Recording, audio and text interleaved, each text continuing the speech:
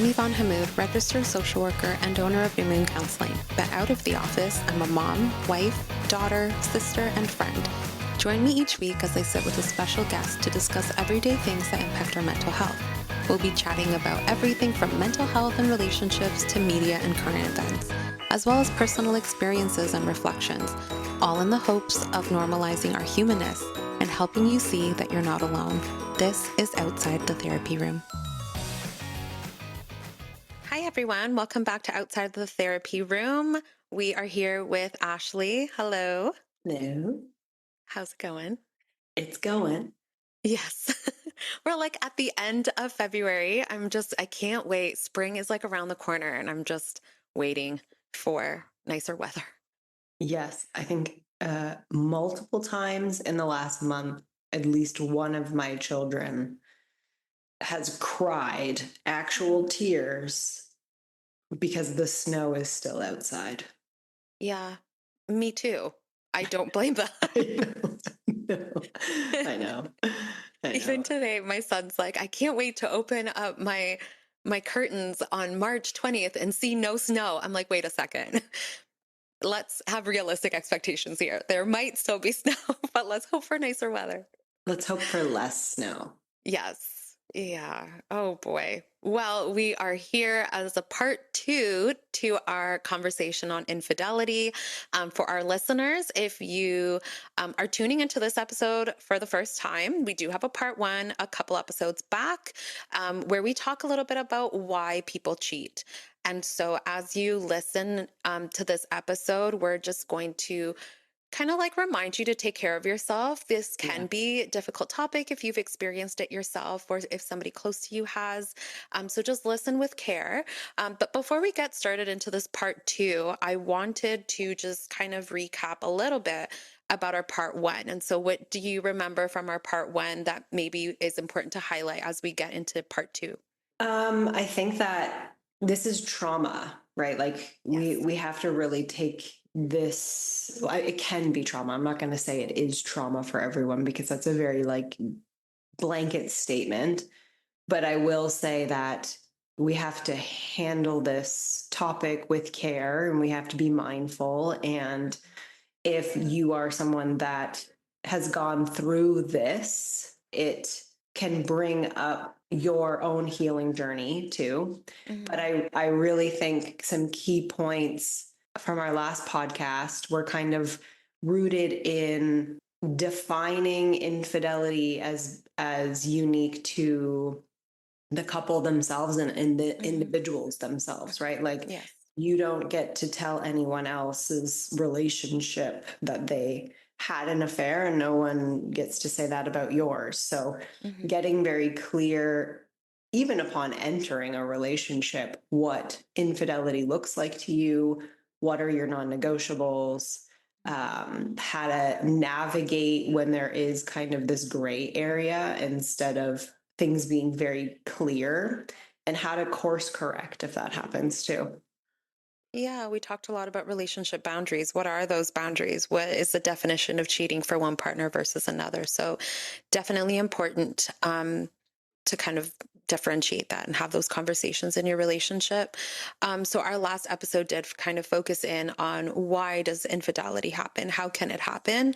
And this one, we are focusing on kind of the aftermath. So the big question that is often asked, at least in my therapy room with clients, is how can I trust this person again? Is that even a possibility? Do I stay or do I leave the relationship?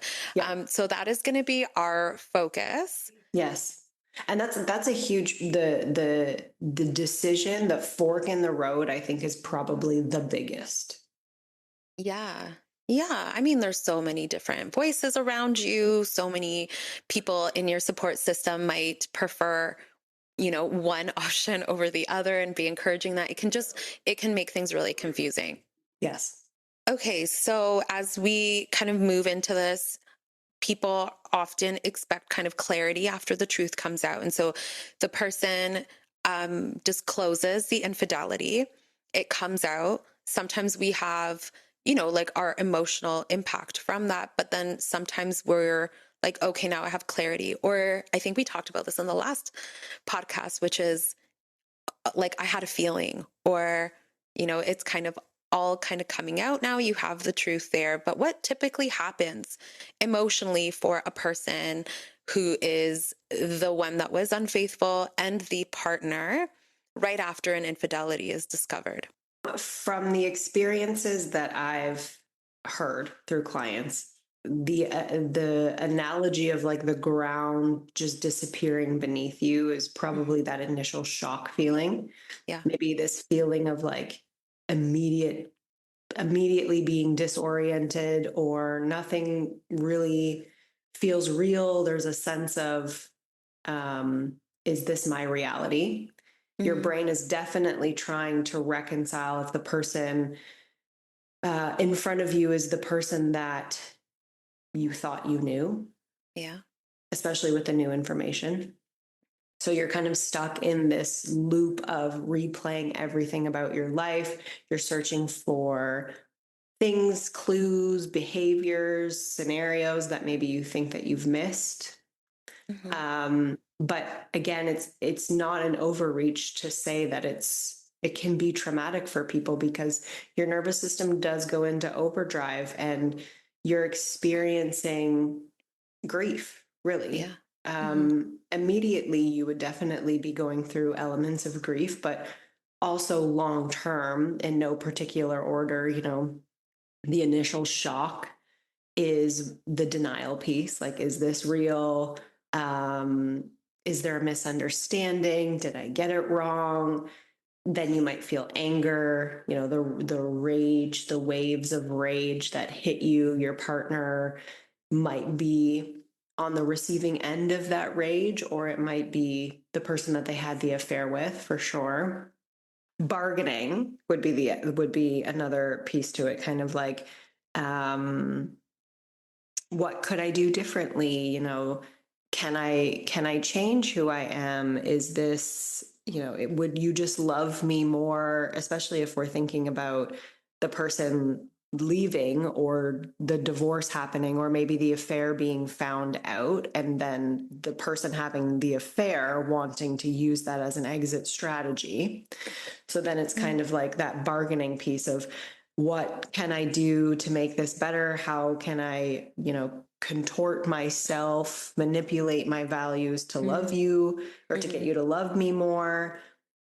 Deep sadness, Yeah. emptiness, feelings like, exhaustion, or nothing will ever really be the same as it was. Those can kind of be feelings of depression. I mean, at some point, you are going to get to this place of acceptance, right? Like, at some Hmm. point, it's not always going to be that heaviness that you're experiencing. Yeah, and I think that acceptance can come, but it takes time, because this is like right kind of like the initial shock of it all, as you said. And I think a lot of the times too, all of the emotions that you mentioned come up because of our intrusive thoughts that may come up. I know I hear a lot, and we see it in media as well, of like, tell me everything. I want to know exactly what happened. What did you do?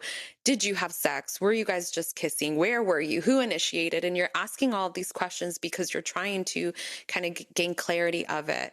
And a lot of the times, what we see is that the partner who was unfaithful is like, I don't want to go through it again. I don't want to talk about it again. And so there is so many emotions that kind of show up in the conversation about the, like, of the disclosure.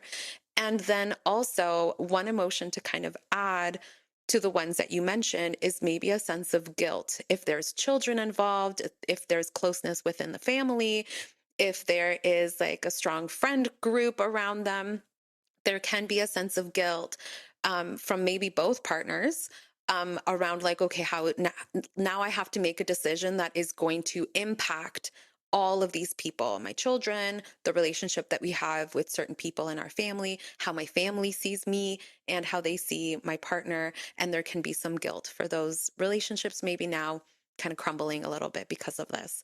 So there's a lot of emotions that kind of come up, and it is a shock to our system. We can also become just hyper vigilant in how that person has been that week, or how they are after the disclosure.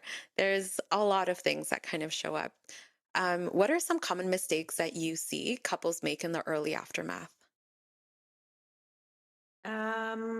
I would say probably rushing past the pain, trying to fix it, or maybe Hmm. like pretend like it didn't happen, or minimizing its impact just because the feeling itself is quite unbearable. Yeah. The person who cheated is going to be the person, for the most part, not always, but the person most likely to want to move through things quickly. And the Hmm. person who's hurt is going to need some time, Yeah. sometimes a lot of time, sometimes because we don't have a realistic time frame for grief. Again, um, there's not a conversation there sometimes can't be a conversation around how long is it going to take for you to get over this, but Hmm. the hurt partner needs to process the things, and if they are in a more of a fawning experience, they might be afraid to take too long, and so Hmm. they might be afraid to communicate, like, I'm still not working through this at a timeline that makes sense for you. um for whomever's experiencing shame, right? We know that shame is a really, really hard experience to sit through. Yeah. Or if you're the hurt partner, maybe you're afraid of saying the wrong thing and making everything worse. Maybe if you're the person that had the affair, maybe you're also afraid of saying something and making it worse. But we really need to reinforce that silence isn't going to make anyone feel better. It's not going to build trust. If anything, it's just going to allow resentment to grow. Hmm. And then what happens is that we make major decisions far too soon, Yeah. before you've really had a chance to sit with any of the feelings that you're experiencing. You're making these impulsive decisions rooted in very heightened emotional states. And Hmm. so coming back to your value systems as a couple to say, how can we begin to make these decisions from a place of our family values? Yeah. Yeah, I think you touched on that really well because in the moment we're so emotionally flooded that we know that you're kind of stuck in your emotional mind and not seeing the other side of your mind, which is your rational mind. And together we can kind of have like that wise mind and we can kind of still, have decisions and, have those conversations to figure out what the next steps are. But it can be very impulsive that it can actually, we may regret what we say or what we do or how we go about things. But it also makes sense that we get to that place because, again, we're flooded with emotions. It makes sense that we're going to try to defend ourselves in some way. And maybe that means like telling the person to get out or to sleep on the couch or, like we need to call the lawyers or whatever it is. In that moment, it can be hard. Yeah, because it can be so difficult for both parties, like what kind of support do you think is most important during that stage? Essentially, you have to use discernment as a couple, and regardless of what path you choose to go on, whether that's to separate or whether that's to stay together, you really do have to use some level of discernment to understand who are the people in your life that are going to support you in the direction that you want to go. Because Yeah. not everyone is going to be trustworthy. Not everyone is going to be able to hold space for your pain or the hardships of this. A lot Hmm. of people are going to project their own beliefs and values. A lot of people are going to try to tell you what to do, but not everyone needs to know details. Hmm. Having one, two people that you really trust, again, who aren't going to be extremely critical of your decision, is important. Obviously, professional support is going to be a huge piece to working through things from a non biased lens, from a Hmm. therapist who understands trauma, who specializes in relationship dynamics. Um, And the hurt partner needs to have a space to fall apart if that's what they want to do, if that's what they need to do, if that's a part of their healing process, if they have a space where somebody can give them permission to be their most vulnerable version of themselves and Mhm. completely fall apart, that's great.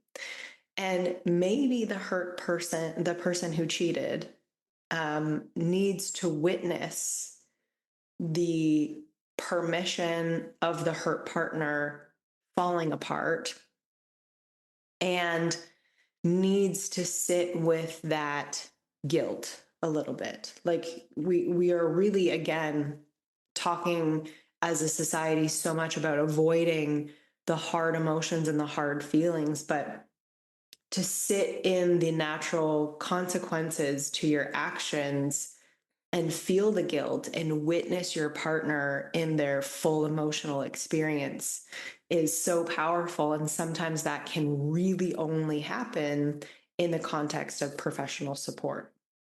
Mhm.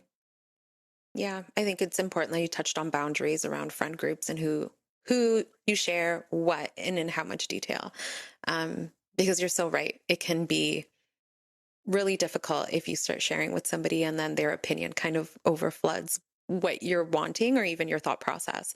And I think that's the wonderful thing about having a kind of a therapist or, some other professional that you're able to kind of talk this through because there is no biases. They don't know the history, and it's what you share with them. And the focus can be more on whatever the goal is for the couple. But yeah, I think it's important to kind of, yeah, be mindful about the kind of support that you're going to be getting.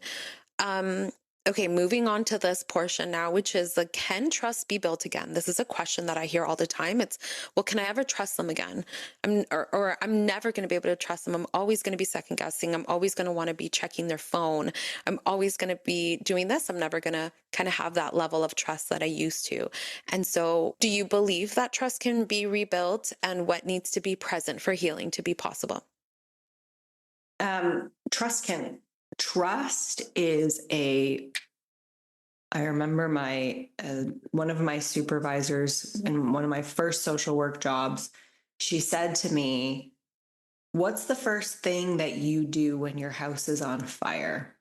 And it's funny because, like, as a person who wants to always have the right answer and wants to be, best behaved and get A pluses and perfectionistic, blah, blah, blah, I was like, well, you get on your hands and knees and you crawl out of the house. And she's like, no, like, think about it.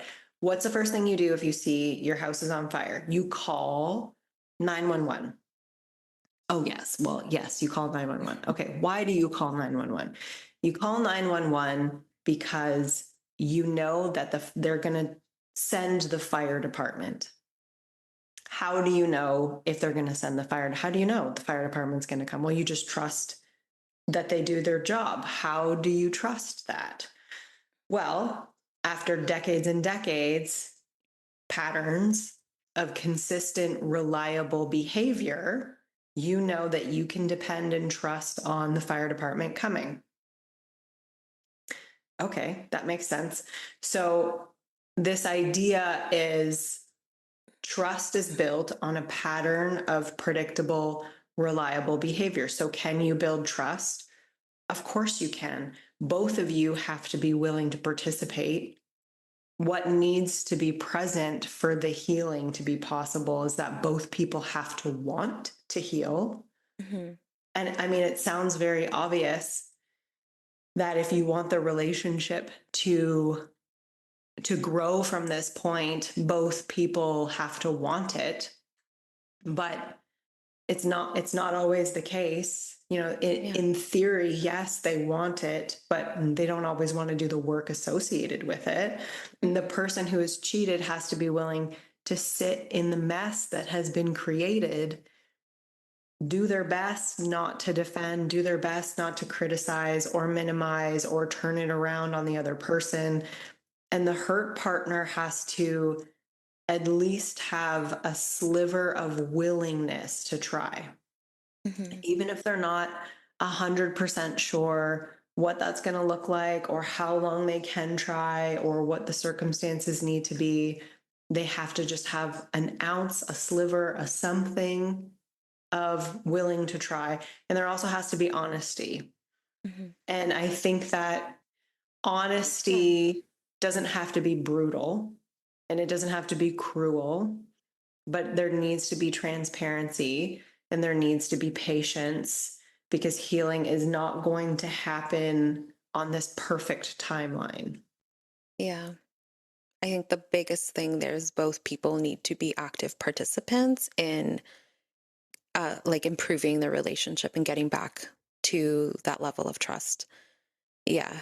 And you're right. It doesn't always work out that way. Sometimes one person is seeing that as an out, um, or there is no effort put. And so it is important to kind of look at that.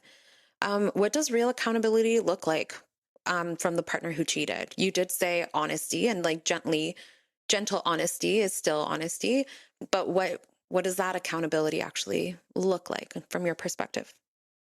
I think accountability is one of those words that, as therapists, we use quite often in therapy. And I think we often forget that our clients might not have an understanding of what accountability looks like, feels like, sounds like. So it's not just saying sorry and then expecting everything to move forward and be normal. Like, oh, I apologize, though.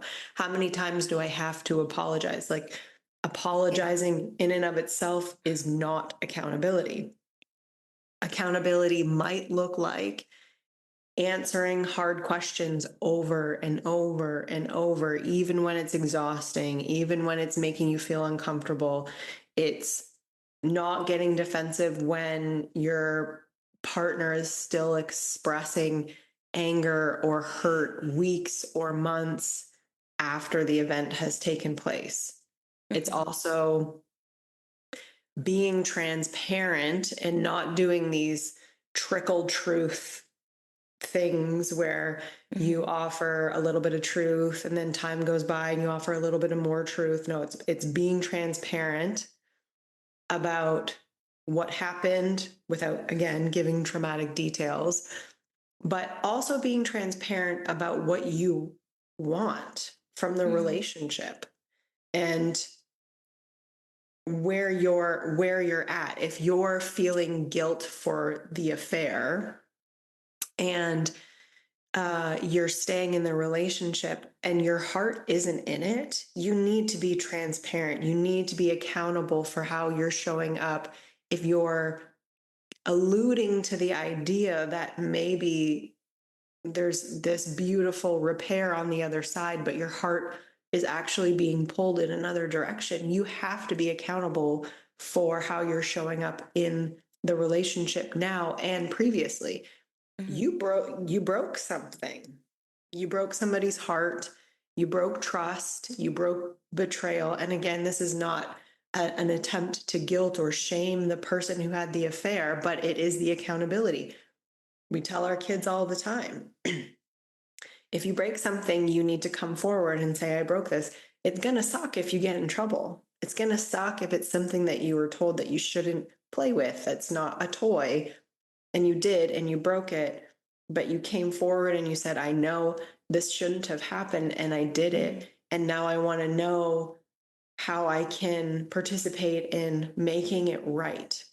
Hmm. And the person who cheated doesn't get to decide when it's fixed. Yeah. But the accountability piece comes from looking inward, examining why we got to this point. What got me here?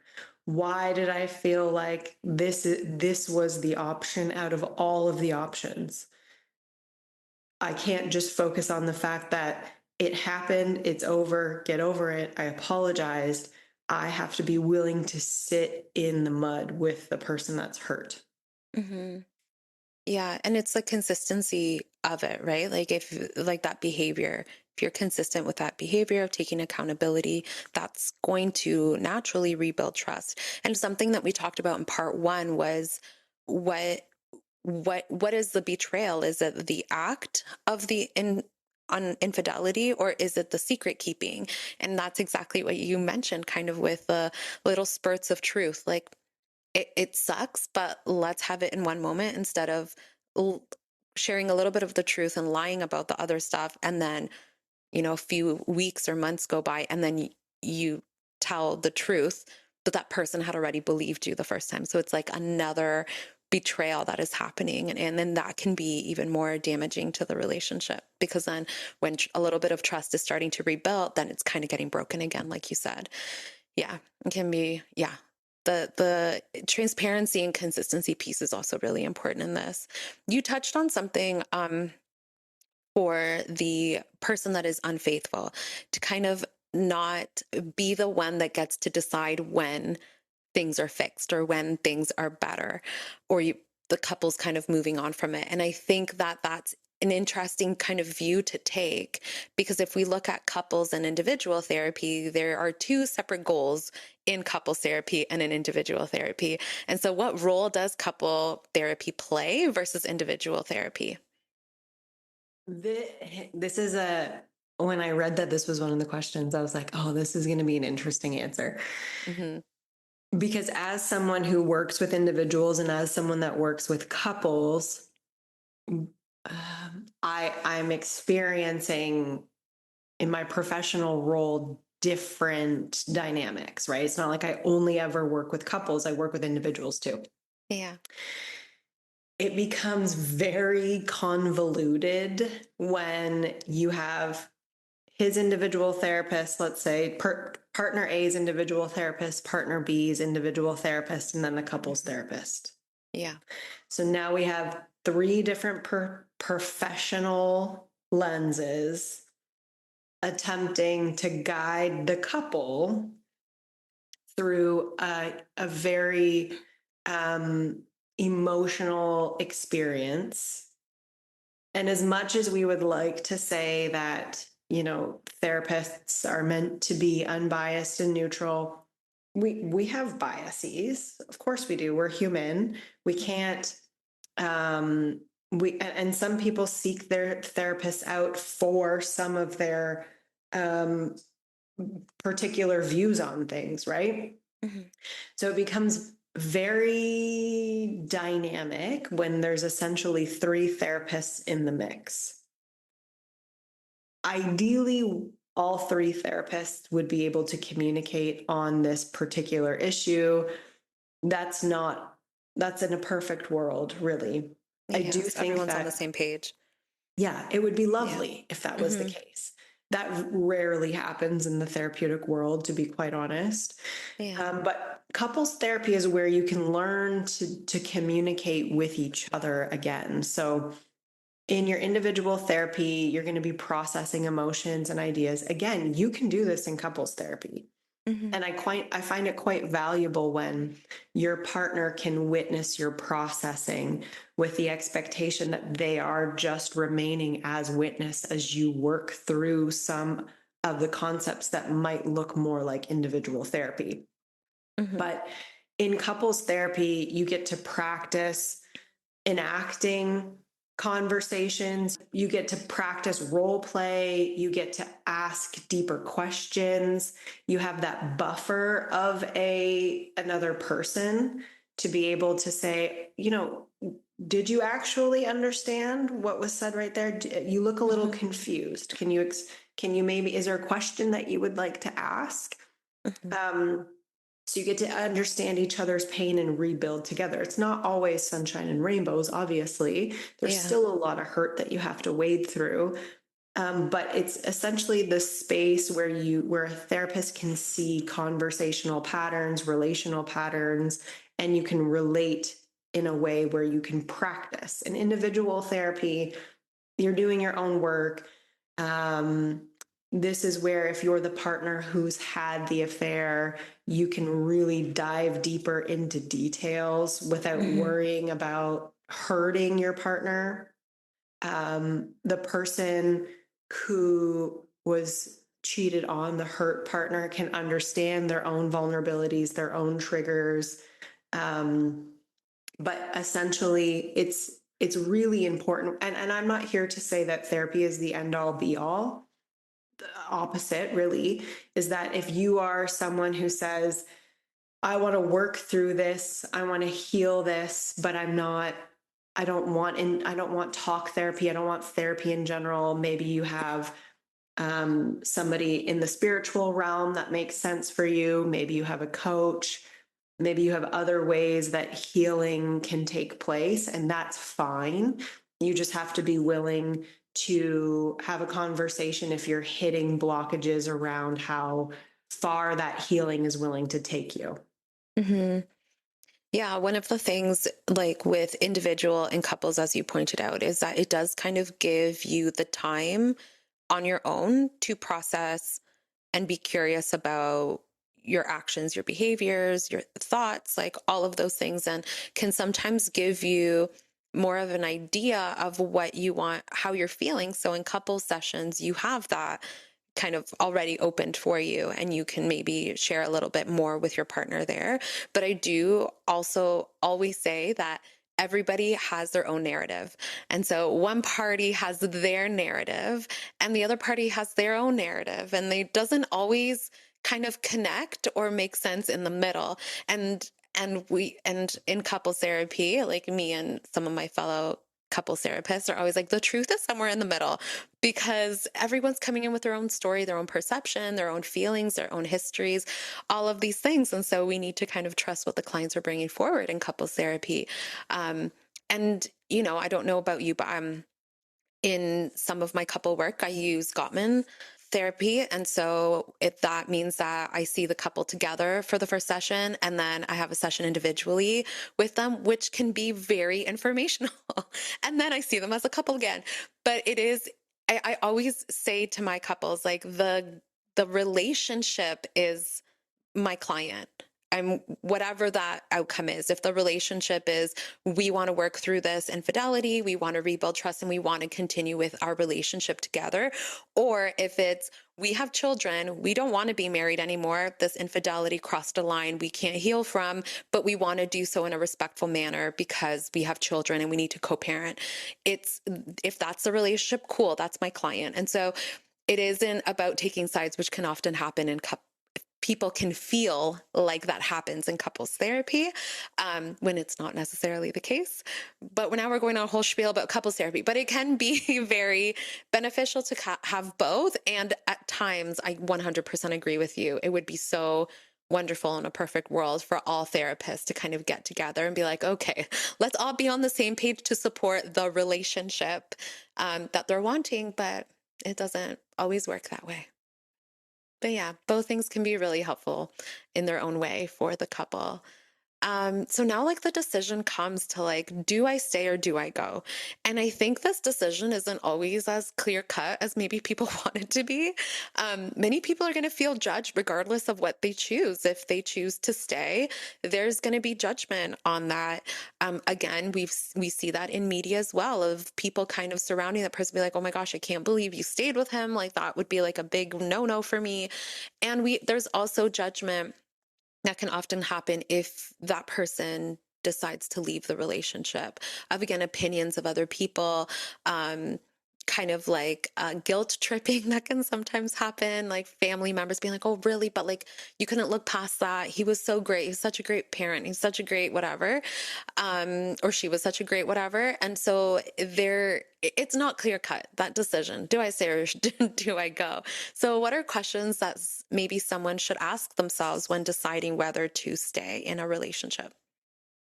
I think the most important question to ask is a future oriented question that's kind of like, if I Yeah. knew that healing would take years, if I knew healing could potentially be 5, 10, 15 years from now, and it still might not work out, would I choose to stay still?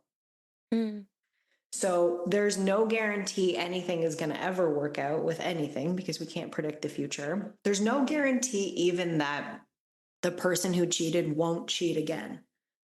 There's just because you work through it together and just because you come out the other side, does not mean that the person won't cheat again. So if I knew healing could take years and still might not work out, would I still choose to stay? Other questions to consider are things like fear. How is Yeah. fear influencing this choice? How is finances influencing this choice? How are Hmm. children, like you said, influencing Yeah. this choice? How is my sense of identity influencing this choice? Am Hmm. I choosing to build a life with this person, or am I just trying to avoid a loss? Am I staying from a place of hope? Again, hope is one of my most favorite words and experiences and emotions, I would say, because am I if I'm staying from a place of hope, I'm going to be grounded in actions and changes that I'm seeing from the other person. Hmm. Or am I staying from a place of fear because leaving feels scarier than staying? Hmm. Could leaving be healthy? Could I make a decision from a place of feeling powerful, empowered, rather than a place of failure? Hmm. Because in the bigger picture, choosing yourself is takes incredible strength, Yeah. and there is no right answer in any of this. It's all individual, and I think that there is the component of um, inequality too, right? Like if you are a woman who has put their career on the back burner and has raised children, and to be able to leave the relationship and start all over again, that might require a lot of sacrifice and a lot of changes to your quality of life. And unfortunately, a lot of people think that, okay, if we are going to choose the route of divorce and separation, surely the courts will, or mediators or whomever, lawyers will award me financial compensation based on the fact that I was cheated on. And at the end of the day, the courts do not really care if there has been infidelity. They barely care if there's been abuse, to be quite honest with you. And so they just see it as like, that's not our problem. We're just here to take in, the dynamics of, can this be split 50-50, and how do we give everybody, equal amounts on both sides? Hmm.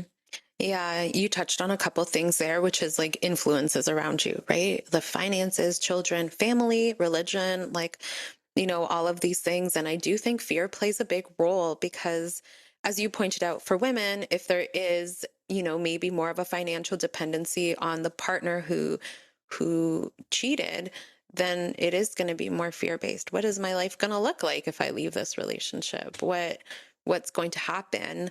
Um, with my kids or with my finances, where am I going to live? Like all of those things, which can influence your choice. What do you think would be some helpful questions that somebody could ask themselves in this stage? I think that being able to assess the situation from a place of, okay, if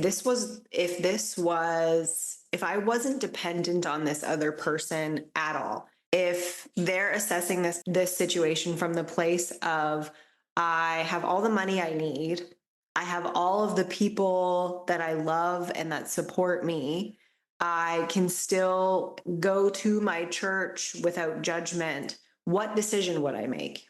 Hmm.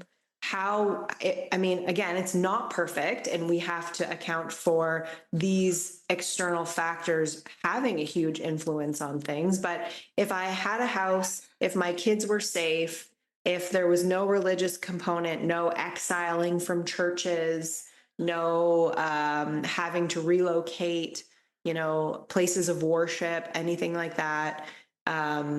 If my family, you know, still had my back no matter what. Maybe your family really loves your partner. If I could go to the grocery store without having to worry about seeing my former partner or my current partner, like if it was the perfect, they still had the affair, but the outcome was very easy to work through afterwards, what Mhm. decision would you make? Mhm. And if you would choose to stay still with those things, with the other option being quite comfortable, then I guess you would choose to stay. But if you would choose to leave because the other options are quite comfortable, then it's kind of like, okay, so given the choice, you would still choose to leave if it meant your life wasn't going through any kind of hardships afterwards. That's something that you need to sit with. Yeah. Yeah. And it's a pretty telling choice when we're able to kind of see it from that perspective of like there's no potential risk, from social finance, kids, all of that stuff. It is telling Yeah. kind of how we're actually feeling. And I think it's maybe a little bit more honest.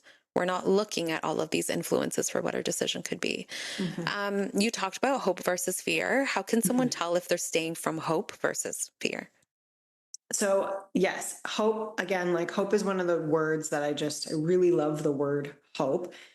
And hope emotionally is one of the most powerful, I mean, I would say forces that we have. It pulls us forward Hmm. when everything really feels sticky and impossible. And I don't think hope is naive or foolish. I think that is a narrative that a lot of people have. I think hope is magnetic. Yeah.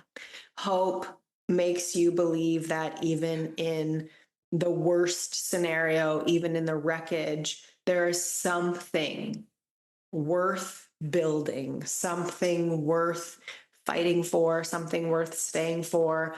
Hope energizes, it is motivating, it reminds you why you're still trying. And that is why it's so magic. Hope feels like possibility.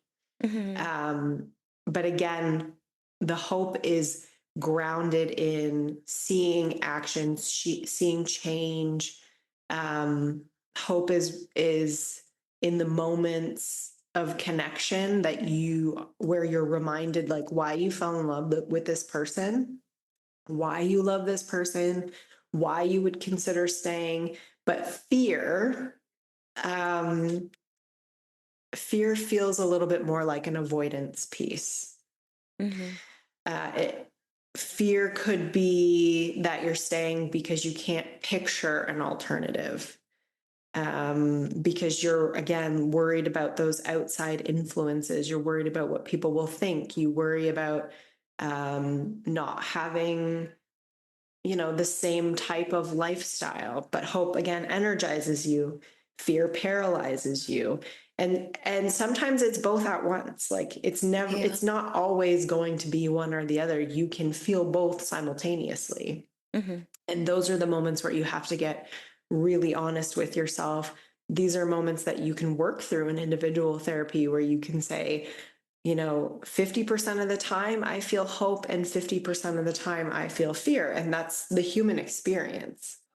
Okay, a lot of the time, people, when they're in couples therapy or in their own individual therapy, they kind of want to know what does this healing end up looking like? So after this betrayal, can I trust if they choose to leave? They're like, can I trust a new relationship and know that this isn't going to happen? And if they're staying in the relationship, how can I trust that this isn't going to happen again? And so, what does long-term healing actually look like for a couple that stays together and for the person that was cheated on if they choose to leave? I can confidently say that the couples that I have seen work through the betrayal and genuinely want to heal, they have a far deeper relationship. They have learned the Yeah. skills of transparency and honesty, and the relationship is quite intentional, probably more intentional than it was before. Yeah, I see Um, that too. which is beautiful, It is. actually, Yeah. because the versions of them that chose the relationship 5, 10, 15, 20 plus years ago are not who they are today. So it's Hmm. kind of an opportunity to say, like, we have an out. Are we choosing to move forward here? Are we choosing a different skill set? Are we choosing to be intentional?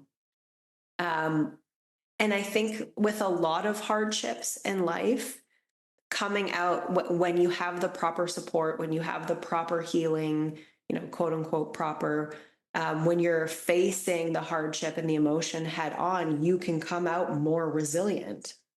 Yeah. And in these cases, you're taking each other way less for granted. You've pretty much faced the worst and chosen to rebuild. It's definitely not perfect. The hard days are hard. There's tons of doubt. But there's also this type of intimacy that comes from surviving something together, not in a trauma bonded type of way, but from a wow, we have been through one of the hardest circumstances in our relationships, and we're still showing up every single day for each other. So Mhm. there's not much that could rattle us at this point. Yeah, it's like you've seen every single one of my flaws laid out open and it's ugly, and you've still accepted Yeah. that we can do this together. I've also seen that in couples, and it is like a much deeper kind of relationship that they get in, and it is beautiful to kind of witness. Um, and so I think the other thing with long-term healing is that if you are choosing to stay in the relationship, then eventually at some point the betrayal cannot be brought back up. Like, I think, right, if we're going to kind of use that kitchen sink thing, and in every conflict that comes up, it's like, yeah, well, you cheated on me as like a that trumps everything, I'm able to kind of get away with anything. That's actually not healing. It's not actually helping your relationship heal from that. And so once trust is rebuilt, and there is that, um, like dedicated choice to work on the relationship, there needs to be that distance from the betrayal that happened and just focusing on being together. And the long-term healing, how long does it take? As long as it needs to, I Yeah. think. And it's very dependent on both parties and how they choose to show up for one another. And again, like we mentioned previously, like be consistent, be transparent, kind of recreate, or like, yeah, rebuild that level of trust with each other. And that goes for both parties, right? Yep. Both of them kind of need to rebuild that trust. And Yes. in terms of long-term healing for maybe the person who decided to leave their unfaithful partner, what would that kind of look like? Well, we kind of go back to the idea of grief, right? So the long term, I think, again, grief doesn't have a timeline.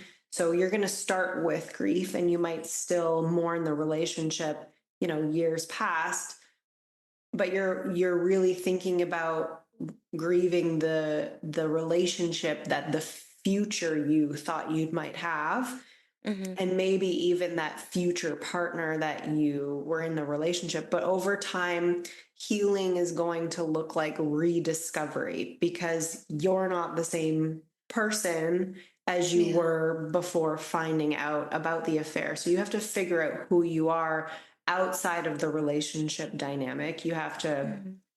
rebuild trust in yourself too. I think there's a Yeah. lot of gaslighting that happens for the hurt person. Why didn't I see this? I'm so dumb. I'm so naive. All of these negative narratives inside. And so you have to rebuild Hmm. trust in yourself, in your own discernment, in your own judgment, finding rhythms again.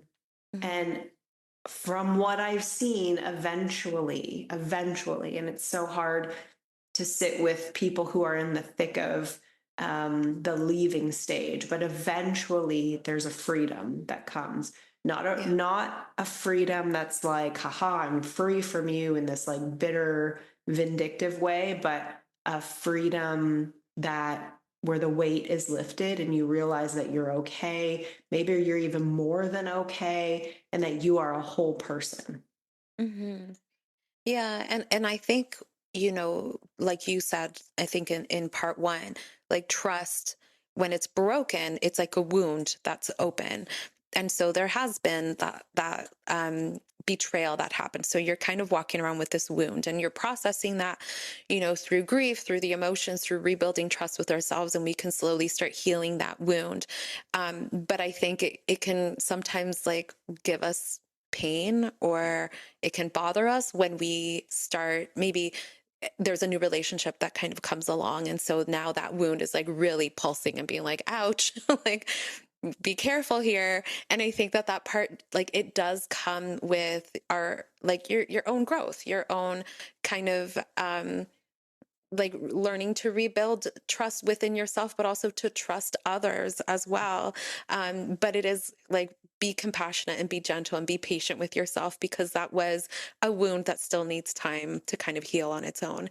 And so navigating new relationships after leaving an unfaithful relationship can be challenging. But it is, as you said, eventually you won't think about it again with a new relationship or with a new partner. Eventually you will be able to kind of have that kind of rewarding feeling of being in a trusting relationship again.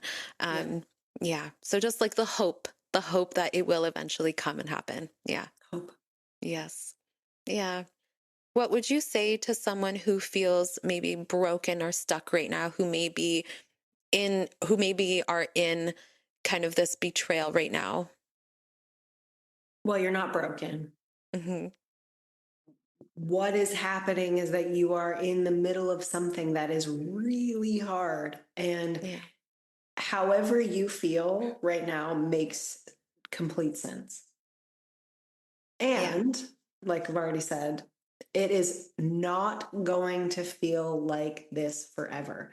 Even though I know that this feeling right now feels like it's endless. Hmm. You don't have to have all the answers today. You don't have to decide everything right now. You literally take one day, one moment at a time. You Hmm. find your people. You lean on the people who care about you. You get support from multiple avenues.